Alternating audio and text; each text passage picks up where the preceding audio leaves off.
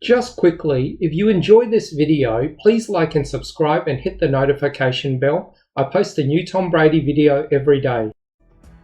After stumbling against the Rams, the Bucs got back to their winning ways on Sunday night against the Patriots. This week, they'll take on the Miami Dolphins team that is looking to break a 3-game losing streak and playing without their starting quarterback. Tom Brady's not looking past the Fins, though. Here he is on his mindset, preparing for the games. You're never a finished product in this sport, too, because every year is very different. I mean, the opponents are different, and obviously the conditions are different. I mean, look at this crowd noises this year, and whether we didn't have one rainy game like that last year. We didn't have one crowd noise game last year. So we're still learning each other. I mean, continuity is the key in the NFL.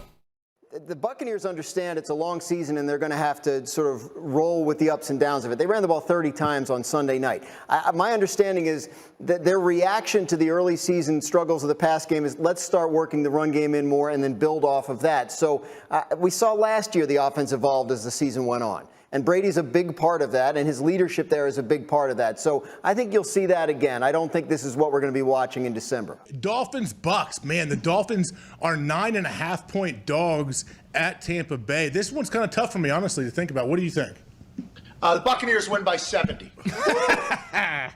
Yeah, I got to go with you. I agree. It's tough. Well, Gronk's out. How many people are out for the Bucks? Winfield's out as well. Yeah. Doesn't matter. Bruce Arians could play running back and they'd beat the Dolphins. Aww. This is a great player. He was a great player when I last saw him in person. We were on the same team. He's a great player now. Smart, great command of the offense, accurate,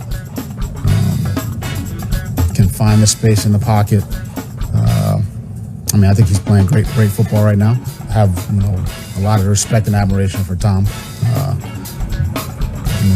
were on the same team for 15 years, and I learned a lot from him for sure. So, great to see him, great to compete against him. So, a lot of respect and admiration. Let me take you into what happened to me Sunday night in Foxborough. So after the hugely emotional Patriots-Bucks game, I waited down in the tunnel, and I picked off a couple of guys, Clyde Christensen, the longtime quarterbacks coach of the Bucks, and obviously I waited for Blaine Gabbert to talk about what the week had been like with Brady. And then I waited for Brady, as did about 100 other people, stadium workers, a few Patriots people, some old friends from Foxborough, everybody just waiting there. And Mike, I spent 5 minutes with him, no more. So it's hard to make an absolute definitive judgment. But I thought when I left Tom Brady, I said, that is the most fatigued that I've ever seen him. Ever, after all these games he played, including the AFC Championship game in Kansas City, when he was kind of slumped at his locker and just totally spent. But he was mentally and physically spent after that game against the Patriots. And my one thought was, I went back up and I looked at the schedule, who they playing this week, and I said, they're playing Brian Flores. And look, I'm not saying that Miami is going to win this game. I just happen to think that you can't ask, no matter how great Brady is, no matter how he has basically stood the test of time, and he's still playing at this level when he's 44 years old. At some point, the mental and physical stuff that Tom Brady has gone through, particularly last week, which was absolutely exhausting. All I can say is if I had to play Tampa Bay, I would want to play them after that game last week. Where did the Bucs rank in a very stacked NFC?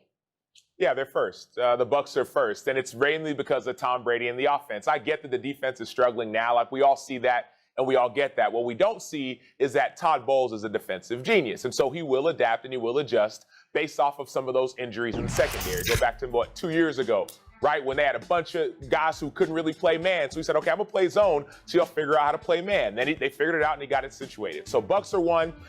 What did he do in the end? He led yet another fourth quarter comeback drive to a walk-off field goal featuring some huge passes, one to Gronk for 20 yards. But let's go to the pass of the game. The throw of the night was 2nd and 10 at the Dallas Cowboy 42. This is crucial. This is only 24 seconds left.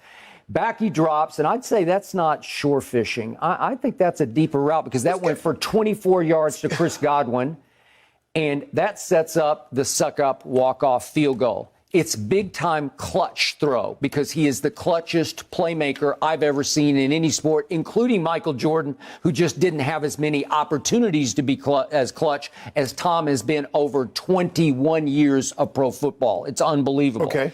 Then let's go to game 2. It's at home against Atlanta, and all he did was throw for 5 touchdowns, okay? Then let's go to game 3 at Rams.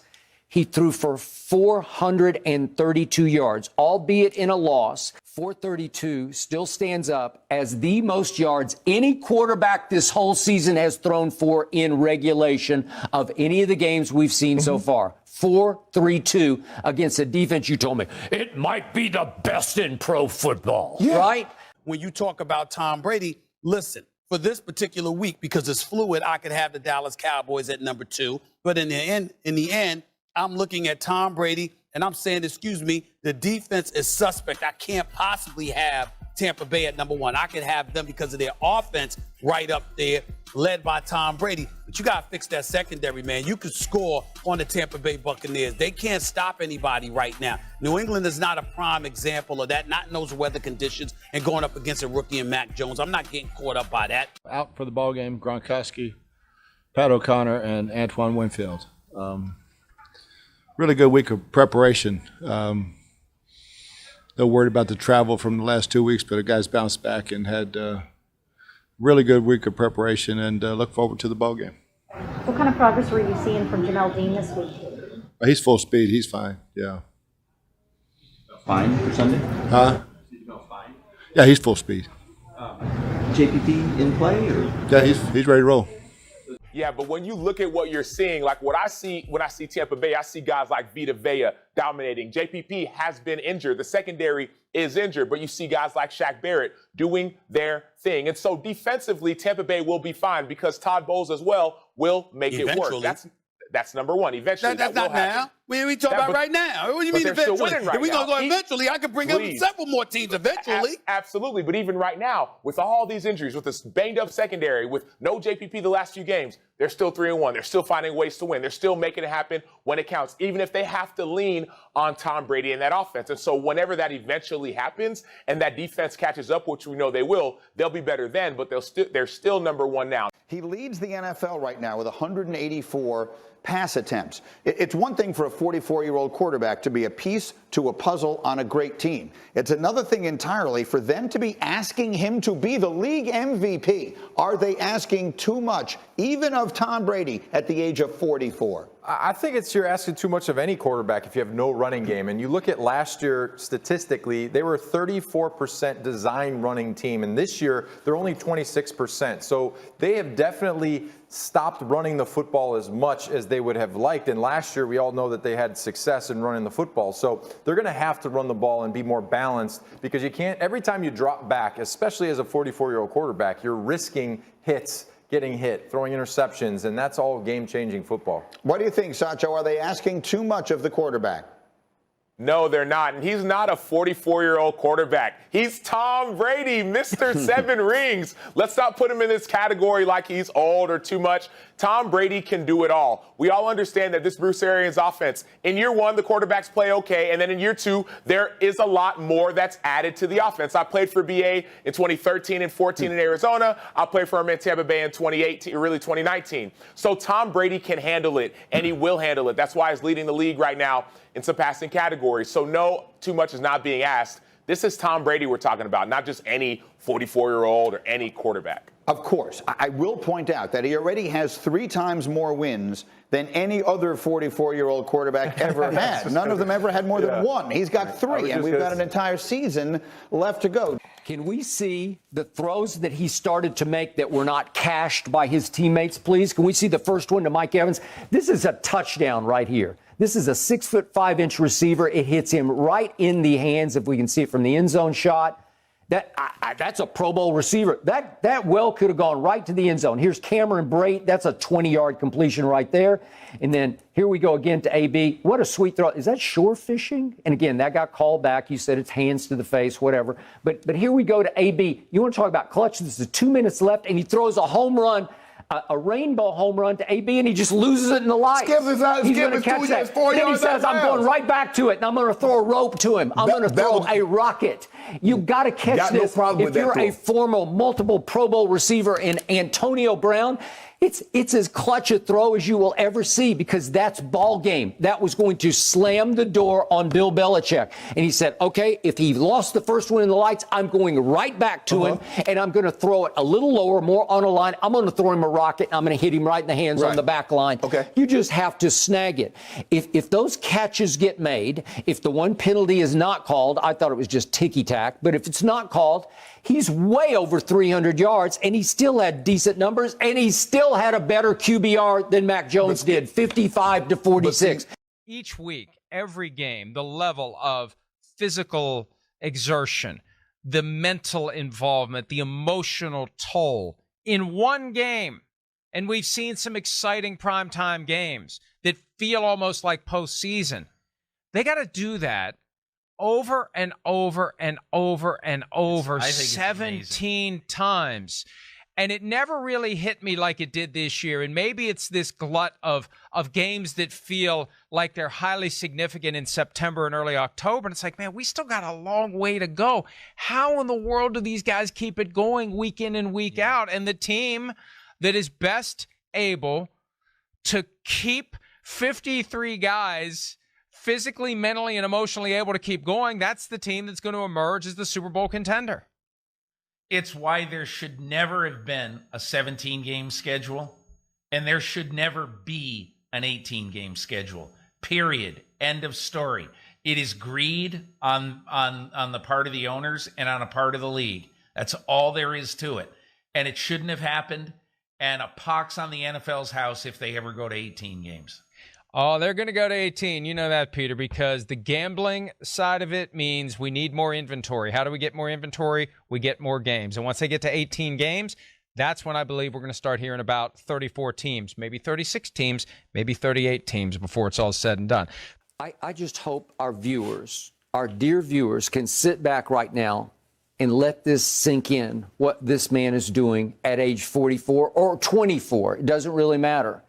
But I'm going to read the quotes from the backup here from Pro Football Focus as they explain why they're saying that he's far and away the best graded quarterback so far through 4 games. Yeah, I want to hear this one.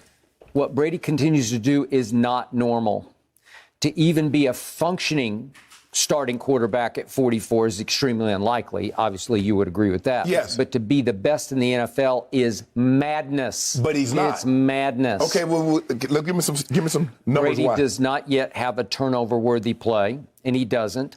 And he has only 12 in the time he's been with Bruce Arians, which is a no-risk-it, no-biscuit offense, which is high risk and somewhat high reward. It's medium reward. That was before the bye week. Once the bye week came, have we been seeing the bombs away just to throw the ball? So is he still number one in air distance?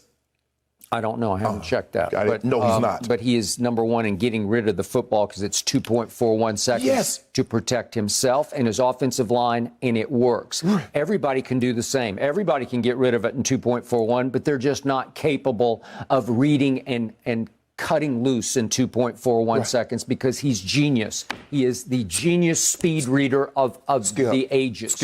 That's it for this video. I post a new Tom Brady video every day, so please like and subscribe. That way you'll always have a new Tom Brady video to watch every single day. Thanks for watching.